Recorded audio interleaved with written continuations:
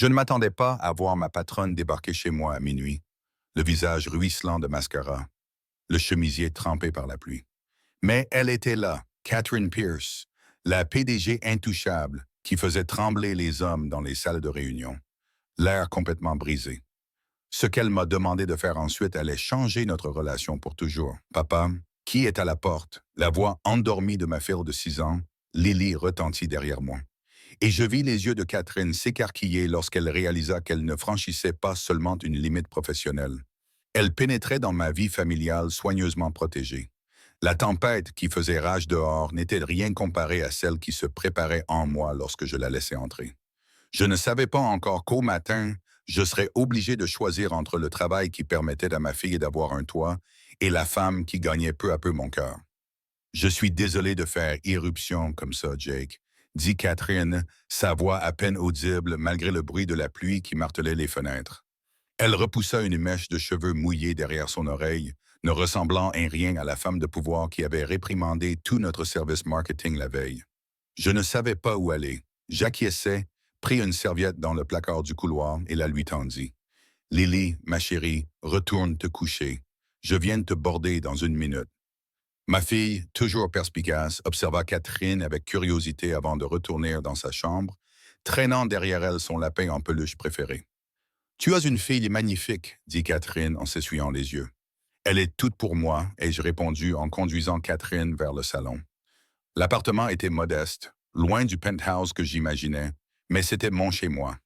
Des jouets étaient éparpillés sur le sol et un puzzle à moitié terminé trônait sur la table basse. Désolé pour le désordre. La vie d'un père célibataire n'est pas vraiment digne d'Instagram. Le rire de Catherine était creux. Crois-moi, ma vie parfaite n'est pas non plus aussi rose qu'elle en a l'air. Elle s'affala sur mon canapé usé, toujours agrippée à la serviette. Mon fiancé, ex-fiancé, je l'ai surpris avec ma meilleure amie ce soir à notre fête de fiançailles. Merde, murmurai-je en m'asseyant à côté d'elle, mais en gardant une distance prudente. C'est cruel. 7 ans ensemble, continua-t-elle en fixant ses mains. Et apparemment, ils se voyaient depuis 2 ans. Tout le monde le savait. Tout le monde sauf moi. J'avais travaillé sous les ordres de Catherine pendant 3 ans, à la tête du département financier de l'entreprise. Elle était brillante, exigeante et complètement fermée. La femme assise à côté de moi, vulnérable et blessée, était quelqu'un que je n'avais jamais rencontré auparavant. Je ne sais même pas pourquoi je suis venu ici, admit-elle. Je suis juste monté dans ma voiture et j'ai commencé à rouler. Et je me suis retrouvé devant ta porte. Ce n'est pas grave, lui ai-je dit doucement. Parfois, on a besoin de quelqu'un qui n'est pas impliqué dans nos problèmes. Elle a alors levé les yeux et croisé mon regard. Au travail aujourd'hui, tu as été le seul à me tenir tête quand je me suis montré déraisonnable au sujet des prévisions trimestrielles. Tu as dit que je laissais mon stress obscurcir mon jugement. J'ai grimacé. Oui, ce n'était probablement pas la meilleure décision de ma carrière. Non, a-t-elle répondu en secouant la tête. Tu avais raison. Et tu étais le seul à avoir le courage de le dire. Elle a pris une profonde inspiration. Tu as dit que j'étais meilleur que ça. Mais je laissais la peur dicter mes décisions. J'ai acquiescé, me souvenant de notre échange houleux dans la salle de conférence. Répète ça, a-t-elle murmuré. Mais cette fois, en me regardant, mon cœur s'est mis à battre à tout rompre lorsque je me suis tourné vers elle. Tu vaux mieux que ça, Catherine. Tu laisses la peur dicter tes décisions. L'air entre nous crépitait d'une tension dangereuse et électrique. Pendant un instant, j'ai cru qu'elle allait se pencher en avant pour réduire la distance entre nous. Au lieu de cela, elle a fermé les yeux. Je devrais y aller, a-t-elle dit en se levant soudainement. Ce n'était pas approprié. Je suis ton patron, je suis dans un état pitoyable et tu as une fille à qui penser.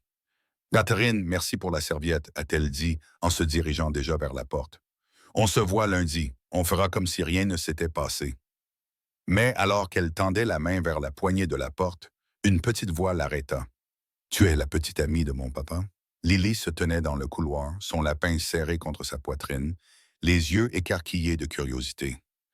Catherine se figea et je me précipitai vers ma fille. Non, ma chérie, c'est Mademoiselle Pierce. Elle travaille avec papa. Tu as l'air triste, observa Lily, observant Catherine avec cette franchise déconcertante que seuls les enfants possèdent. Quand je suis triste, papa me prépare un chocolat chaud avec des petites guimauves. Ça m'aide beaucoup. La tension dans les épaules de Catherine se relâcha légèrement. Elle s'agenouilla pour se mettre à la hauteur de Lily. Ça a l'air d'être un excellent remède. Je peux te montrer comment il le prépare, proposa Lily en tendant sa petite main. Et c'est ainsi qu'à minuit et demi, un vendredi soir orageux, mon patron, ma fille et moi nous sommes retrouvés dans ma petite cuisine à préparer du chocolat chaud comme si c'était la chose la plus naturelle au monde. Ce que je ne savais pas encore, c'est que cette visite nocturne allait déclencher une série d'événements qui allaient remettre en question tout ce que je croyais savoir sur l'amour, la loyauté et ce qui compte vraiment dans la vie. Le lundi matin arriva avec vengeance. J'ai déposé Lily à l'école, l'esprit encore hanté par la rencontre surréaliste de vendredi soir. Catherine était restée près de 2 heures à discuter avec Lily de tout et de rien, de ses couleurs préférées à la capacité des licornes à nager. Quand elle est partie, la pluie avait cessé et quelque chose avait changé entre nous. En entrant dans le bureau, je me suis préparé à un moment gênant. Au lieu de cela, j'ai trouvé le chaos. Jake, mon assistant, et Tara m'ont pratiquement foncé dessus dans l'ascenseur. Où étiez-vous? Vous n'avez pas consulté vos emails? Tout le monde est en ébullition. Que se passe-t-il? Ai-je demandé en la suivant à son rythme effréné vers notre service. L'ex de Catherine s'est présenté ce matin et a fait une scène dans le hall. Le conseil d'administration a alors convoqué une réunion d'urgence. La rumeur dit qu'ils utilisent cela comme excuse pour la forcer à partir. Cela fait des mois qu'ils cherchent une raison. J'ai eu l'estomac noué. Où est-elle maintenant? Dans la salle du conseil, ils y sont depuis 1 heure. Sans réfléchir, j'ai changé de direction et me suis dirigé vers l'étage de la direction. Tara m'a appelé, mais j'étais déjà parti, montant les escaliers 2 par 2, l'ascenseur étant trop lent. L'assistante de direction devant la salle du conseil a essayé de m'arrêter, mais je l'ai poussée et j'ai enfoncé les lourdes portes en bois. 12 têtes se sont tournées vers moi, y compris celle de Catherine. Son visage était impassible, professionnel, mais je pouvais voir la tension autour de ses yeux. M. Sullivan, Charles Westfield, le président du conseil d'administration, a dit froidement, « Il s'agit d'une réunion privée. Je dois parler à Mlle Pierce. » Et je dis, le cœur battant, « C'est urgent. » Catherine s'est levée, lissant son impeccable tailleur. « Excusez-moi, monsieur. » 5 minutes, elle m'a suivi dans le couloir, fermant la porte derrière nous. « Jake, qu'est-ce que tu fais? » Il cherche n'importe quelle raison pour remettre en question mon jugement en ce moment. Est-ce vrai qu'ils essaient de te pousser vers la sortie? Elle soupira en se frottant les tempes. Ma vie personnelle est devenue un handicap. Apparemment, Richard, mon ex, menace de poursuivre l'entreprise en justice, affirmant que j'ai utilisé les ressources de l'entreprise pour l'espionner. C'est complètement absurde, mais le conseil d'administration est effrayé. C'est ridicule, dis-je, la colère montant en moi. Tu as bâti cette entreprise à partir de rien. Bienvenue dans le monde des affaires américains, dit-elle amèrement. Une femme peut être brillante, mais dès que sa vie privée devient compliquée, elle devient un handicap. J'ai baissé la voix au sujet de vendredi soir. On ne peut pas parler de ça ici. Elle m'interrompit, jetant un regard nerveux vers la porte de la salle de réunion. Je n'aurais pas dû venir chez toi. Ce n'était pas professionnel et c'était injuste pour toi, Catherine. Je dois retourner là-bas et sauver ce qui reste de ma carrière, dit-elle en redressant les épaules. Merci de votre sollicitude, Monsieur Sullivan, mais je m'en occuperai. L'utilisation formelle de mon nom de famille m'étonna plus qu'il n'aurait dû. Je la regardais retourner dans la salle de réunion, la tête haute, telle une PDG intouchable. À l'heure du déjeuner, la nouvelle s'était répandue dans toute l'entreprise. Catherine Pierce avait été mise en congé administratif dans l'attente d'une enquête. Charles Westfield serait PDG par intérim et j'avais été promue directrice financière par intérim. Le message ne pouvait être plus clair. Ils achetaient mon silence. Ils pensaient que je savais quelque chose de compromettant sur Catherine et m'offraient une carotte pour que je me taise. Ce soir-là, alors que je bordais Lily dans son lit, mon téléphone vibra, m'annonçant l'arrivée d'un SMS provenant d'un numéro inconnu. Félicitations pour ta promotion. Tu feras une excellente directrice financière. Car ces mots m'ont fait l'effet d'une gifle. Pensait-elle que j'avais orchestré tout cela? Que j'avais profité de sa vulnérabilité pour la trahir? J'ai tapé et effacé une douzaine de réponses avant de finalement écrire « Ce n'est pas ce que je voulais ». 3 points sont apparus, ont disparu, puis sont réapparus. Finalement, on n'obtient pas toujours ce qu'on veut. Prends soin de toi et de Lily. Je fixais mon téléphone, sentant quelque chose d'important m'échapper. Avant que je puisse répondre, un autre SMS arriva. Pour ce que ça vaut, vendredi soir était la première fois depuis des années que je me sentais réel. Merci pour ça. 2 semaines passèrent, Catherine restait en congé et l'atmosphère dans l'entreprise devenait de plus en plus tendue. Westfield mit en place des changements radicaux, dont la plupart annulaient les politiques progressistes de Catherine. Le moral des employés chuta. En tant que directeur financier par intérim, j'étais désormais invité aux réunions de direction où je voyais Westfield démanteler systématiquement tout ce que Catherine avait construit. Chaque fois que je m'y opposais, on me rappelait que mon poste était temporaire et qu'il pourrait devenir permanent si je faisais preuve d'un esprit d'équipe approprié. Le message était clair, joue le jeu ou retourne à un poste de cadre intermédiaire. Avec les frais de scolarité de Lily dans une école privée et les frais médicaux de ma mère, je ne pouvais pas me permettre de perdre cette opportunité. Mais chaque compromis me semblait être une trahison, non seulement envers Catherine, mais aussi envers moi-même. Puis vint le coup de théâtre. Westfield m'appela dans son bureau un vendredi en fin de journée. Jake, mon garçon, dit-il en se servant un scotch sans m'en proposer. Vous faites un excellent travail. Le conseil d'administration est impressionné. Merci, monsieur. Nous avons décidé de vous offrir un poste permanent avec une augmentation substantielle, bien sûr. Il fit glisser un contrat sur son bureau. Tout ce que vous avez à faire, c'est de signer cette déclaration. J'ai pris le document et en ai parcouru le contenu. Mon sang s'est glacé. Il s'agissait d'une déclaration affirmant que j'avais été témoin de l'utilisation abusive par Catherine des ressources de l'entreprise à des fins personnelles, plus précisément pour enquêter sur son fiancé. C'était exactement la preuve dont ils avaient besoin pour la licencier pour motif valable. Ce n'est pas vrai, ai-je dit en laissant tomber le papier comme s'il m'avait brûlé. Le sourire de Westfield n'atteignait pas ses yeux. La vérité est relative dans le monde des affaires. Jake Catherine s'était fait des ennemis puissants. Elle avait refusé de jouer le jeu.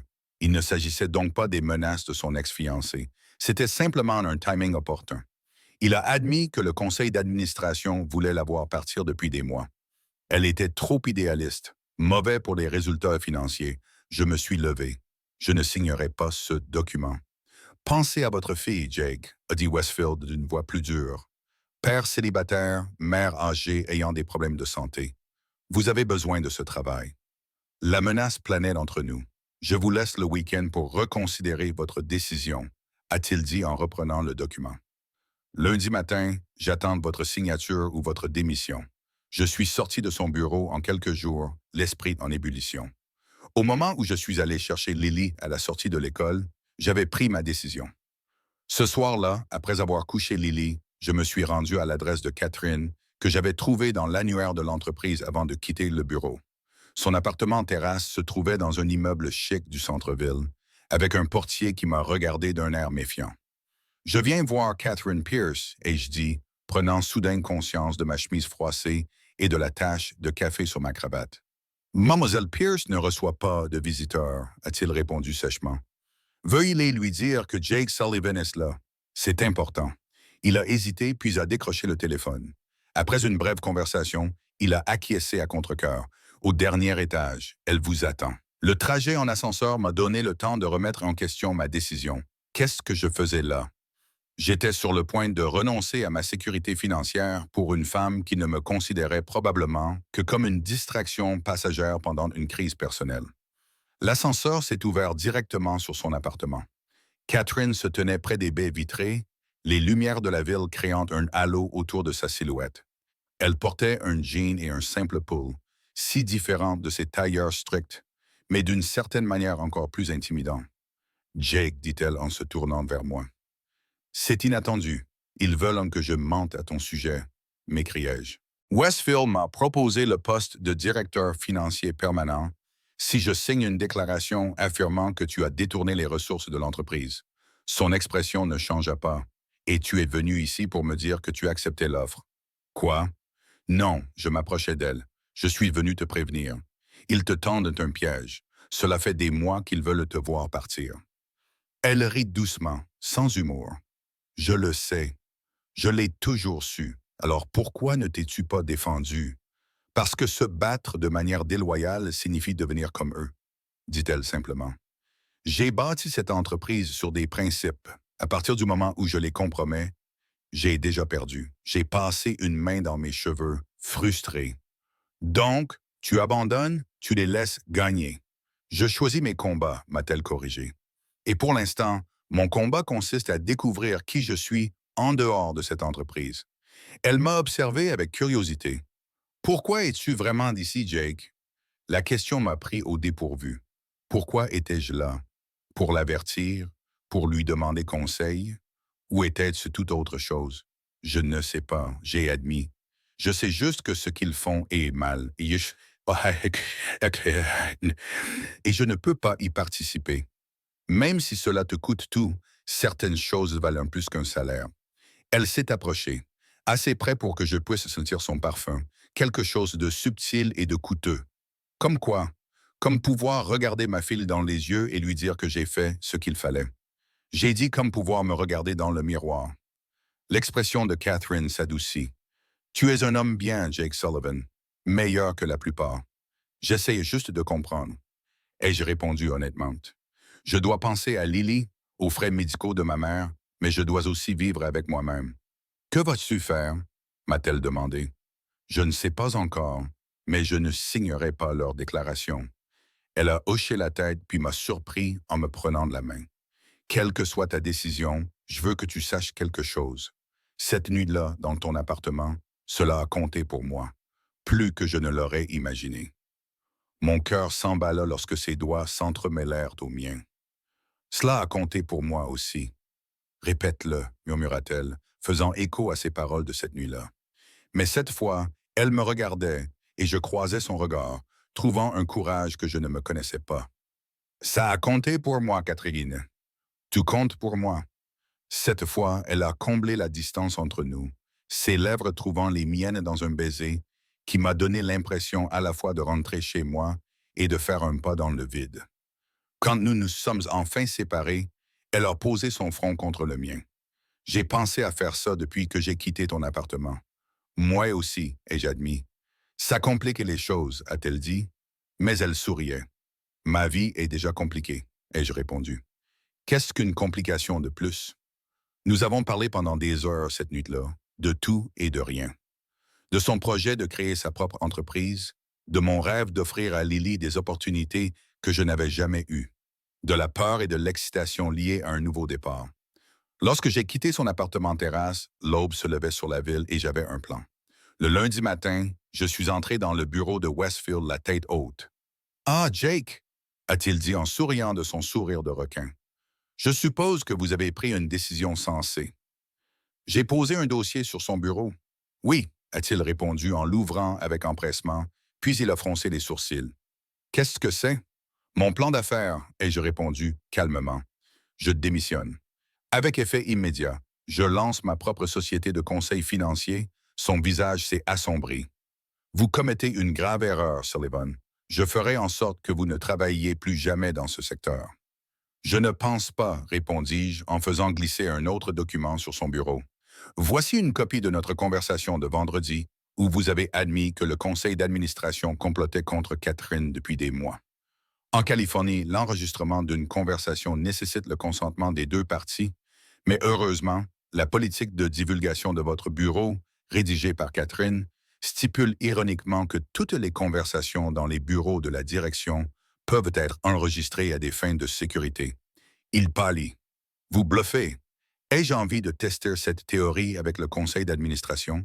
Avec la presse? Je me levai. Je ne veux pas d'une guerre, Westfield. Je veux juste partir proprement et construire quelque chose de nouveau, quelque chose dont je puisse être fier. Il m'a regardé fixement, calculateur. Finalement, il a acquiescé d'un signe de tête raide. Sortez. Vous aurez votre indemnité de départ. C'est tout ce que je voulais, ai-je dit en me retournant pour partir. Sullivan m'a-t-il appelé. Elle vous brisera le cœur. Vous savez, Catherine Pierce ne sait aimer que le pouvoir. Je me suis arrêté à la porte. Peut-être, mais je préfère prendre ce risque plutôt que de passer un jour de plus à travailler pour quelqu'un qui ne fait pas la différence entre le pouvoir et la force. Les mois qui ont suivi ont été mouvementés. Créer ma propre entreprise tout en étant père célibataire a mis à rude épreuve toutes mes limites. Il y avait des nuits où je restais debout jusqu'à 3 heures du matin pour travailler après que Lily se soit endormie. Des matins où je préparais son déjeuner les yeux embrumés, en priant pour ne pas oublier quelque chose d'important. Catherine et moi avons agi avec prudence, conscients des complications. Elle a investi dans mon entreprise naissante, pas par charité. Jake, un investissement. Je sais reconnaître le talent quand je le vois, et elle m'a aidé à obtenir mes premiers clients importants. Pendant ce temps, elle construisait quelque chose qui lui appartenait. Une société de conseil visant à aider les startups dirigées par des femmes à obtenir des financements et à naviguer dans le monde de l'entreprise. En 6 mois, elle est devenue la référence pour les femmes entrepreneurs qui cherchent à briser le plafond de verre. Nous avons gardé notre relation secrète, à la fois pour le bien de Lily et pour éviter les complications professionnelles. Mais le week-end, Catherine venait passer des soirées cinéma, aidant Lily à construire des forts élaborés avec des couvertures et ne se plaignant jamais lorsque de petits doigts étalaient du beurre de popcorn sur ses vêtements de marque. Tu es différent avec elle, ai-je remarqué un soir après que Lily se soit enfin endormie, la tête posée sur les genoux de Catherine. Elle me facilite la tâche, a répondu Catherine en caressant doucement les cheveux de Lily. Elle se moque des prévisions trimestrielles ou des parts de marché. Elle veut juste savoir si les licornes peuvent nager. Et peuvent-elles nager? Ai-je demandé pour la taquiner. Absolument, a répondu Catherine avec un sérieux fin. Mais seulement en eau douce. Le sel leur fait mal aux sabots. Un an jour pour jour après que Catherine se soit présentée à ma porte à minuit, je lui ai demandé d'emménager avec nous. Nos entreprises prospéraient, Lily l'adorait, et je ne pouvais imaginer ma vie sans elle. « Tu es sûr ?» demanda-t-elle, une expression de vulnérabilité traversant son visage. « Ta vie est déjà bien remplie, Lily. Ta mère, ton entreprise. »« C'est exactement pour ça que je suis sûr, » répondis-je en prenant ses mains dans les miennes. « Ma vie est bien remplie, mais elle est plus complète avec toi. Tu nous rends meilleurs. » Elle m'a vraiment regardé, comme elle l'avait fait cette nuit-là lorsqu'elle m'avait demandé de le répéter en la regardant. « Je t'aime, Jake Sullivan, toi et Lily, répète-le. » J'ai murmuré, mais en me regardant, elle a souri, les larmes brillant dans ses yeux. « Je vous aime tous les deux, plus que je n'aurais jamais cru possible. » 2 ans plus tard, l'entreprise de Catherine comptait 30 employés et mon activité de consultant s'était étendue à 3 villes. Nous avons acheté une maison avec un jardin pour Lily et une chambre pour le petit garçon que nous attendions au printemps. La vie n'était pas parfaite. Nous nous disputions au sujet des horaires de travail et des méthodes éducatives. Catherine avait encore du mal à laisser son esprit de chef d'entreprise au bureau et je me sentais parfois inadéquat à côté de son intelligence brillante. Mais nous avons trouvé nos marques jour après jour, construisant quelque chose de plus solide que ce que chacun de nous aurait pu créer seul. Le jour de notre mariage, Lily, alors âgée de 8 ans, a été notre demoiselle d'honneur et s'est autoproclamée organisatrice de mariage. Alors que Catherine remontait l'allée, radieuse dans une simple robe blanche qui mettait en valeur sa grossesse, je me suis souvenu de cette nuit pluvieuse où elle avait frappé à ma porte, brisée et perdue. « Tu m'as sauvé », m'a-t-elle murmuré plus tard, alors que nous dansions sous les étoiles. « Non », l'ai-je corrigé, « nous nous sommes sauvés mutuellement. » Parfois, les plus beaux voyages commencent par un coup frappé à minuit et le courage d'ouvrir la porte, sans savoir ce qui nous attend de l'autre côté. Parfois, l'amour nous trouve lorsque nous sommes le plus vulnérables, lorsque tous les murs que nous avons soigneusement construits se sont effondrés. Et parfois, les mots les plus puissants au monde sont simplement « répète ça, mais en me regardant ». Si vous avez aimé cette histoire, n'hésitez pas à cliquer sur « j'aime » et à vous abonner à la chaîne pour découvrir d'autres contenus sincères qui nous rappellent à tous le pouvoir des secondes chances et de l'amour inattendu. J'aimerais savoir depuis quel pays vous regardez cette vidéo. N'hésitez pas à l'indiquer dans les commentaires ci-dessous. N'oubliez pas que parfois, la chose la plus courageuse que nous puissions faire est d'ouvrir notre porte lorsque la vie frappe. Même à minuit, on ne sait jamais quel beau chapitre pourrait commencer.